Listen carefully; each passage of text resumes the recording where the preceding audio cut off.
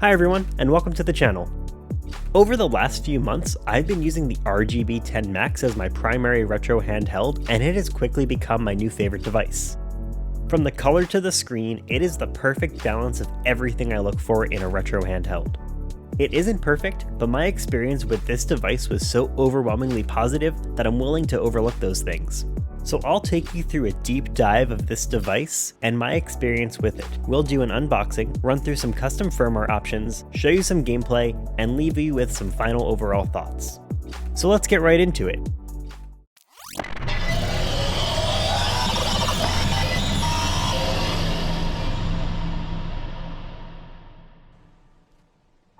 The unboxing experience is pretty bare bones. Just the RGB10 Max and its orangeness peeking out, the USB-C cable, and a tiny manual that we'll just throw off to the side and never look at again. First impressions holding it is that it's surprisingly light, especially when compared to the RG351M, which I used to use on a daily basis.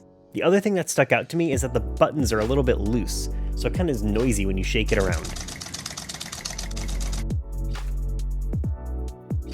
But the other thing from first impressions is that this screen, it's not even on and it looks fantastic.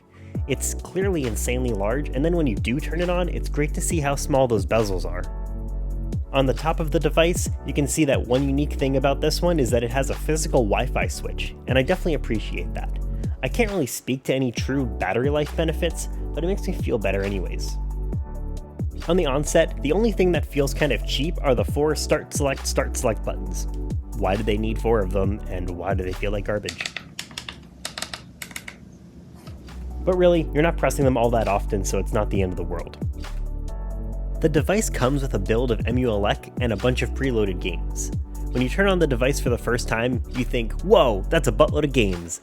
But once you start going through them, you realize that there's a bunch of duplicates, they have all different languages, there's some weird hacks, and there's even inconsistencies, and some of the games have box art and some don't. It might be a good start if you don't have the time to put your own ROMs on there, but good luck parsing through that list of games. I pretty much just backed up the SD card onto an image for safekeeping and wiped it to put a custom firmware image on instead. And that's another great thing about the RGB10 Max. It has so many options for operating systems. There's Batocera, Emulation, RetroOz, and even Lineage OS, which is an Android build.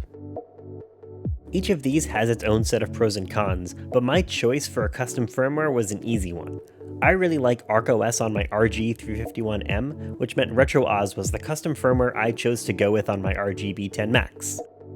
RetroOz is a fork of ArcOS that was made for the RGB10 Max specifically. RetroOz also has a few more additional features, including Dreamcast games in widescreen and a bunch of emulator options besides RetroArch. Loading games on the device is also super easy. Just plug the micro SD card into your computer and drag-drop the games onto your ROMs partition, or you can even SSH into your device when you're on the same Wi-Fi connection.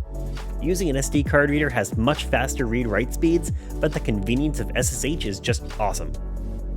Another great thing about RetroOz is that at least at the time of this video in 2021, it gets updated pretty often. It's not open source, but you can follow a forum post to get the latest updates, and I'll have a link to that in the description of this video.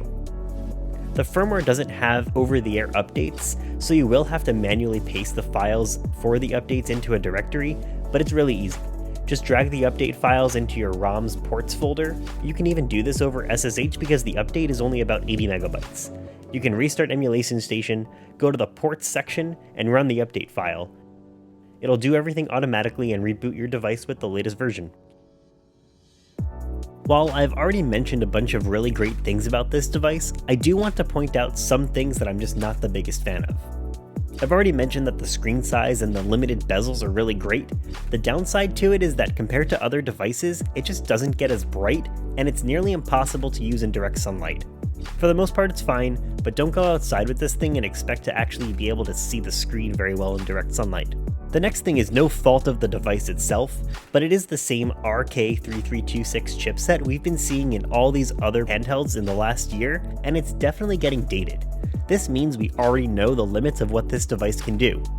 While there are some things that the RetroOz firmware has done to push the limits of this chipset, especially with Dreamcast, don't expect too much more of this device if you already have an RK3326 device. Another thing people often point out about this system is the light bleed, and while it's certainly noticeable, it really doesn't bother me a whole lot. The screen is big enough that I feel like it doesn't draw too much attention. You can take the device apart and put some electrical tape over those areas if you want, but I don't think it ruins the device in any way if you don't do that. Alright, let's get into some gameplay. Performance of older systems like NES, SNES, Genesis, Game Boy Color, and a lot of arcade games are fantastic.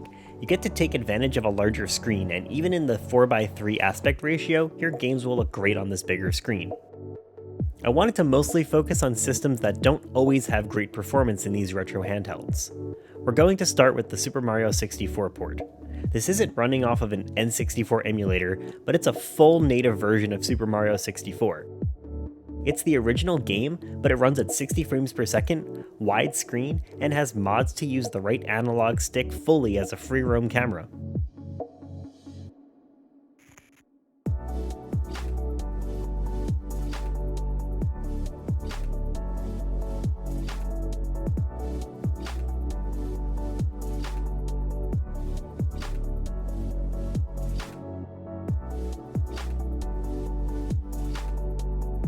I also wanted to take a quick look at NintendoDS, since this larger screen size has the potential to be one of the better DS experiences. Unfortunately, it just doesn't run smooth enough to call it fully playable.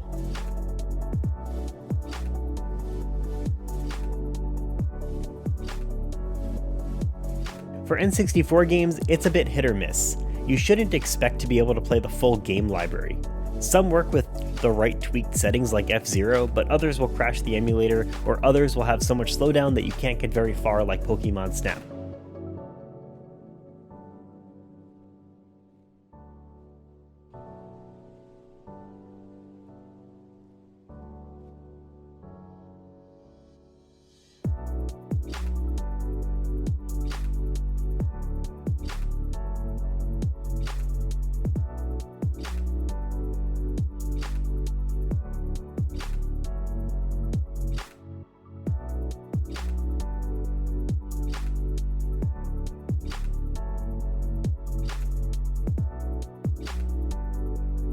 I spent most of my time with this device playing PS1 Spyro 2, and overall performance was fantastic. I did try to upscale it a bit, and while it's nearly playable, I found it laggy enough that it isn't something I could have tolerated for long playing sessions.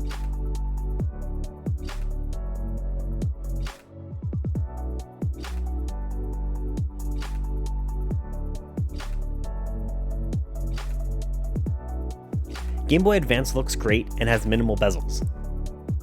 Here's Simpson's Road Rage because I used to play it as a kid and it's a pretty bad game, but I loved it anyway.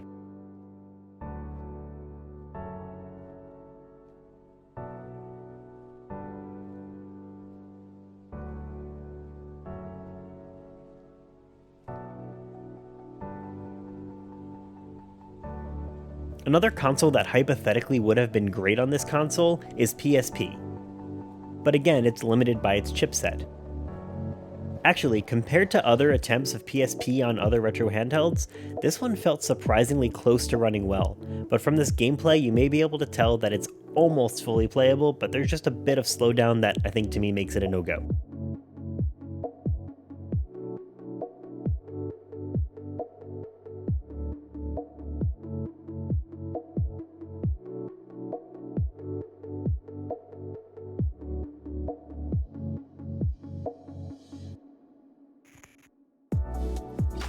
Moving on to Dreamcast, Crazy Taxi is without a doubt one of my favorite games, and it's so great to play it in perfect widescreen at fantastic speeds. I didn't notice any slowdown whatsoever.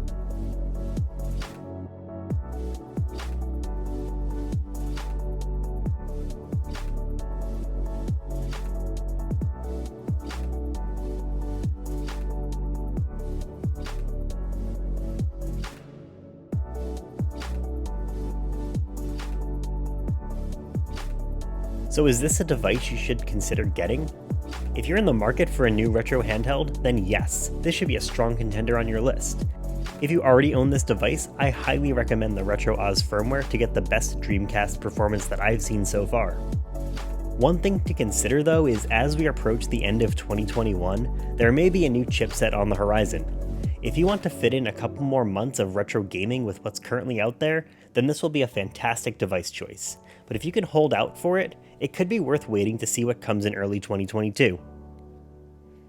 And with that in mind, the RGB10 Max makes me super excited about the future of retro handhelds. Just imagine that this exact device with a new chipset could be powerful enough to play N64 at full speed, or even push PSP gaming a bit farther on these devices. If you're interested in this device, I've got links in the description to both Amazon and AliExpress, and I'll leave it at that. I've got lots more retro handhelds to take a look at and other videos on the way, so make sure to subscribe and you'll get notified when I put a new video out. Also, tell me your thoughts, leave a comment. I try to respond to everyone and definitely enjoy the conversation spawned from these videos. And I'll be back with another video soon. Until next time.